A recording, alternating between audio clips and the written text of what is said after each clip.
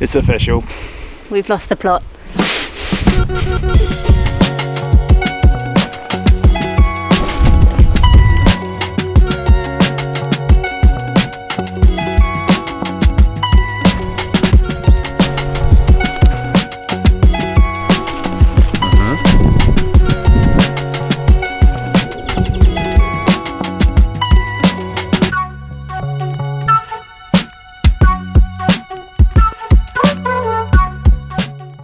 We took over our allotment in September 2023, about a year ago, from a lovely couple who no longer had time to look after it due to family commitments. That year, this plot was voted joint third best kept plot on the site, and for good reason.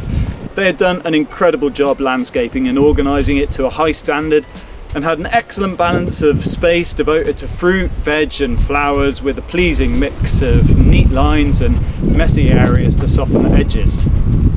So it came with a fruit cage with currants and gooseberries, 2 IBC containers for water storage that feed to 2 dumpling buckets, 2 sheds, a herb bed, 5 rows of raspberries, blackberries, tayberries, that's a raspberry and blackberry cross, lots of dahlias, strawberries everywhere, and a mix of apple, pear, cherry and plum trees. Whew.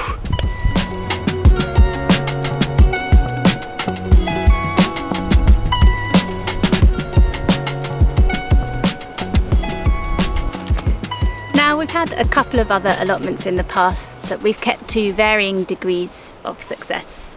Our first one was during COVID times, and with the amount of time that lockdown gave both Ash and I, we absolutely smashed it. Our second we took on after a move and after we'd returned to work. This one was on a slope, really heavy clay soils, and had just been reclaimed from years worth of brambles and untamed weeds, and it was a real battle to get anywhere with. Regardless, we still got a crop of field beans in and a good crop of potatoes, but as we were only there for one season, we never really got to get it to a good state.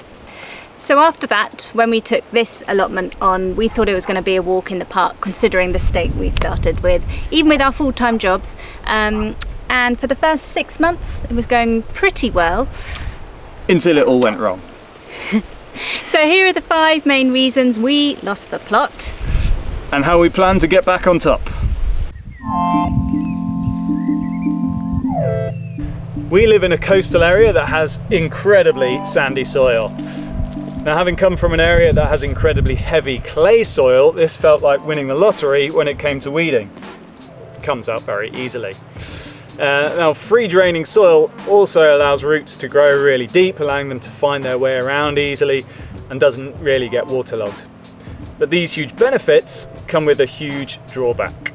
Sandy soil acts like a sieve and loses both nutrition and water very quickly. And once it's dried out, water runs off it like a duck's back. Which brings us to reason number 2. Watering. We had a wet start to the summer here in the UK, which meant that our plot was really quite happy for the first month without any watering beyond what it received naturally. And that probably lulled us into a false sense of security. And then things changed for the warmer and drier. As you can see, we've not been keeping up with the watering really, and we should have got into a daily habit of visiting every morning and just watering one bed at a time so that it didn't become a major chore, but we didn't. And once you start to lose your grip, things start to spiral and get beyond salvaging, sadly. Which brings us on to reason number 3. You know, it really doesn't matter that weeding is a million times easier in sandy soil if you never make the time to do it. And then they take over, like this one, and drop hundreds of seeds everywhere, and the cycle continues. Aside from being a bit more on it with pulling them up when they arrive, a good way of keeping them at bay in the first place is something that we haven't really done, and that is mulching. With soils like ours that lose moisture in an instant, mulching alone would probably solve a lot of our problems. Allowing the surface of soil to be exposed to strong sun like this means any rain we have will not stay in the ground for very long. There are loads of different mulch materials we could use and we'll be trialling here, such as wood chip, and leaves, grass clippings, straw, among others.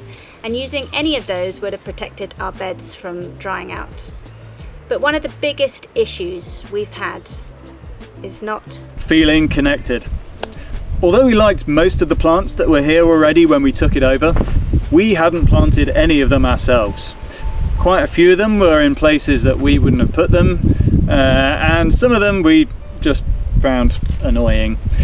So essentially this plot didn't feel like it was ours, which is really important.